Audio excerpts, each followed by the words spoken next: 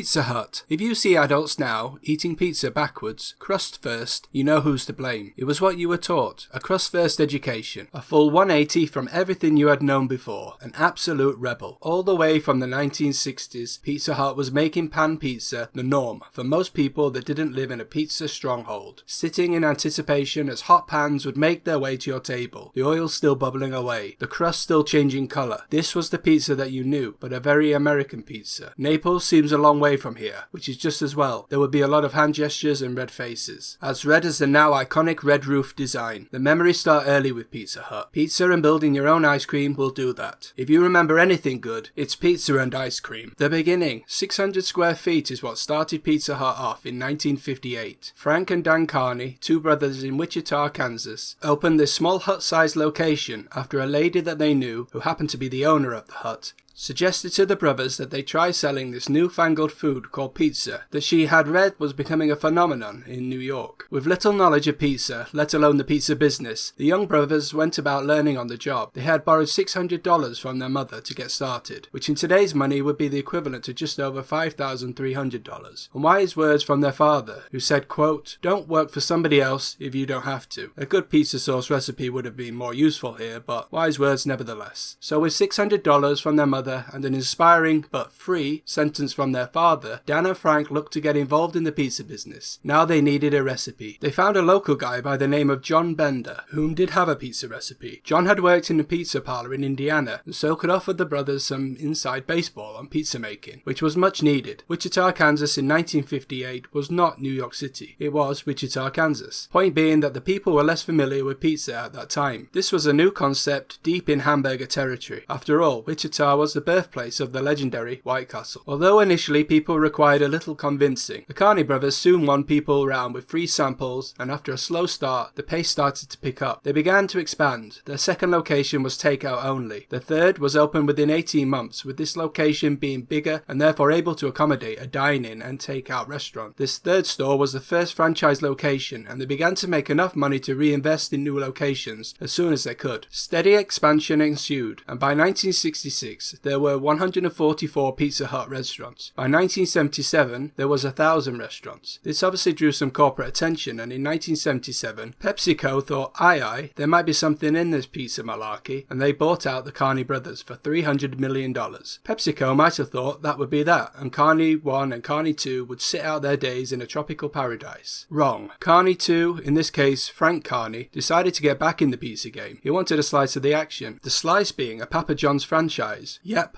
one of Pizza Hut's biggest competitors. Frank was not always happy with the decisions being made by PepsiCo. When they decided to move the headquarters of Pizza Hut to Texas, Frank made a call to Papa John's and told them, quote, "I want in." He would go on to become one of the largest franchisees of Papa John's, and at no point did they ever consider using this to their advantage against Pizza Hut, except that Papa John's wheeled Frank out at an event where he announced he found a better pizza. Ouch. Pizza Hut always straddled the line of being an actual sit-down restaurant and being a place that was fun, that you actually wanted to go to when you were a kid, in the same way that fast food is so popular. Adults could assure themselves this wasn't fast food because there were knives and forks on the table, while their kids were building a 10,000 calorie work of art at an ice cream station. Pan pizza has been synonymous with Pizza Hut for multiple generations now. It's what defines a Pizza Hut pizza, I guess. Although, like most pizza places, there was a whole array of pizza choices from various toppings to thin or deep crust options. The market for pizza is much different now. Pizza Hut enjoyed a time of much less competition. Those days seem to be over, with dominant global competitors like Domino's and Papa John's putting pressure on Pizza Hut to adapt and change. Pan pizza, as a result, was updated in 2019 for the first time in 40 years, with a new sauce, cheese, and a new pan to generate a crispier crust. The crust has been given the Pizza Hut treatment before, when they decided that a plain old crust wasn't good enough, and should in fact be mainlined with a circumference of molten cheese. Bread and melted cheese is a good thing. I'm not sure who decides Nobel Prizes, but it's surely a matter of time. Whose idea this was exactly was at one point hotly contested. Anthony Big Cheese Mongiello of the Mongiellos, a family in the cheese business, believe it was theirs, and in 1995 sued Pizza Hut for $1 billion.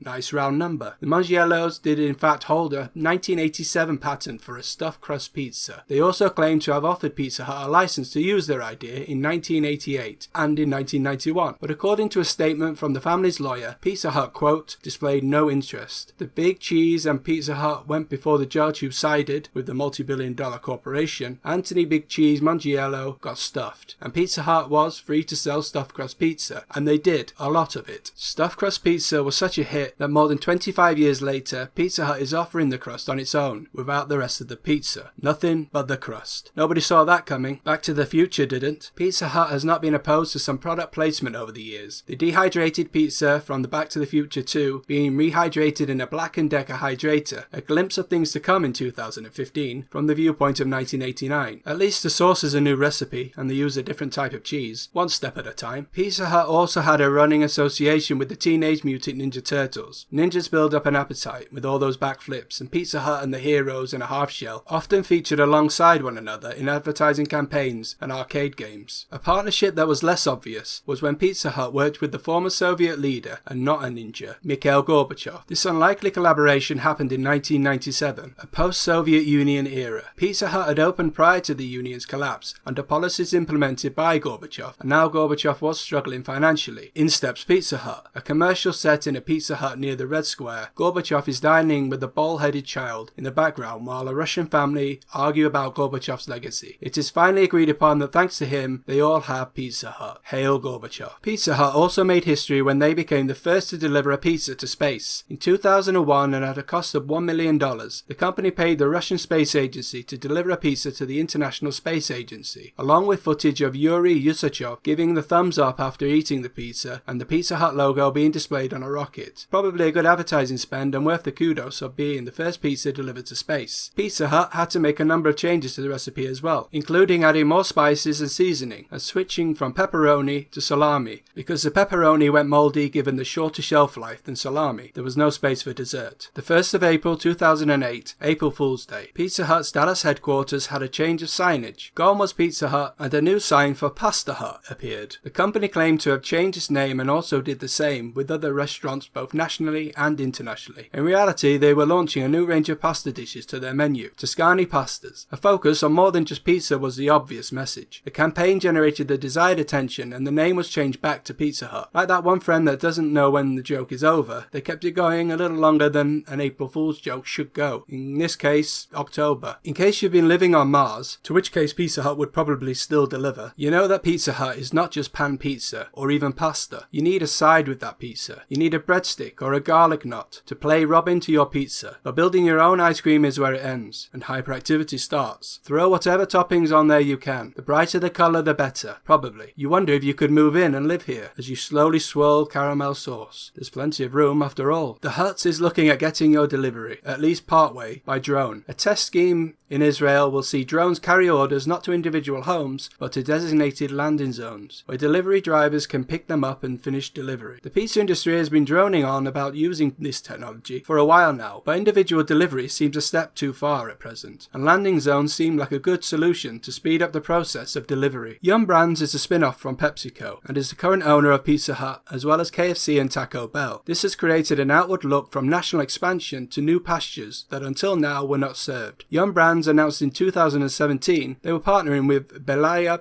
Foods to open Pizza Hut restaurants in Ethiopia, showing an interest in emerging markets. China is an obvious one. Yum Brands has proven to be successful with their brand portfolio in China as it has opened up to the rest of the world. Pizza Hut has a global presence and is the largest pizza restaurant chain in the world. With over 16,000 restaurants, they have a team of around 350,000 in over 100 countries. Expansion into countries like China, where Pizza Hut has made more of a formal dining experience, has seen expansion as well as other countries in Asia. One place that isn't is Italy, and Pizza Hut knows this, and so a wide berth is appropriate here. More focus on takeaways and express restaurants is a strategy that Pizza Hut looks to currently be in. Less dining in and more delivery and takeout. This is where the market has gone. This is where their competitors have shown to be strong. Domino's now has a higher gross sales, having surpassed Pizza Hut in 2017. Pizza Hut is quietly getting the house in order. One thing that hasn't helped is the recent bankruptcy of MPC International, Pizza Hut's largest franchisee. Operating 1,200 restaurants, the company had been struggling with sales and a large debt burden of nearly $1 billion. The company in short term will continue to operate while going through the Chapter 11 process. This wasn't unexpected for Pizza Hut, and no doubt this will result in a restructuring of the company's restaurants portfolio. What's next for Pizza Hut? The company is still one of the most recognizable brands in pizza worldwide, and sometimes you need to take a step back to regroup. Modern modernize and adapt to changing trends, scaling back on existing locations and becoming a little more accessible through express locations and delivery. Or they could take a modernist approach and the next pizza delivery you order is just a crumb in a box. A crumb is high profit margin. Perhaps in 25 years time you could turn the crumb into a full-blown pizza with your Black & Decker hydrator. That would surely be worthy of a Nobel Prize. I wonder who holds the patent.